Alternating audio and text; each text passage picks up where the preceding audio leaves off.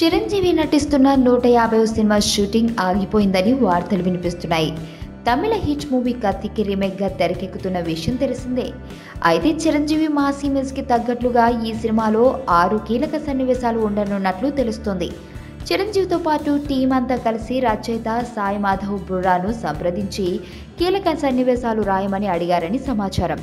సాయి మాధవ్ బుర్రా గతంలో కృష్ణం వందే జగద్గురం, గోపాల గోపాల, మళ్ళీ మళ్ళీ ఇది రాని రోజు సినిమాలకు డైలాగ్స్ రాశారు. నాయకుడంటే నమ్మించేవాడు కాదు, నడిపించేవాడు, గెలిచేవాడు కాదు, గెలిపించేవాడు అని గోపాల గోపాల సినిమాలో పవన్ కళ్యాణ్ చెప్పిన ఈ డైలాగ్ సినిమాకు హైలైట్గా నిలిచింది. ఇది రాసింది సాయి మాధవ్ బుర్రానే. అందుకే చిరంజీవి రీఎంట్రీ సినిమాకు కూడా జనాల్లోకి చొచ్చుకెళ్లేలా కొన్ని సీన్లు ఉండాలని సినిమా టీం భావిస్తోంది. ఇప్పుడు అనుకుంటున్నట్టు ఆ 6 సీన్లు కూడా సినిమాకు హైలైట్గా నిలుస్తాయని భావిస్తున్నారు.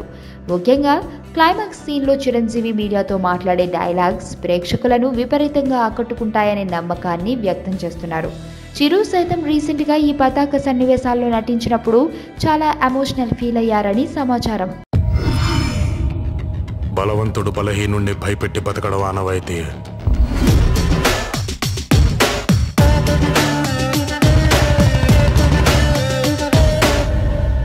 బట్ ఫర్ అ చేంజ్ ఆ బలహీనుడి పక్కన కూడా ఒక బలం ఉంది.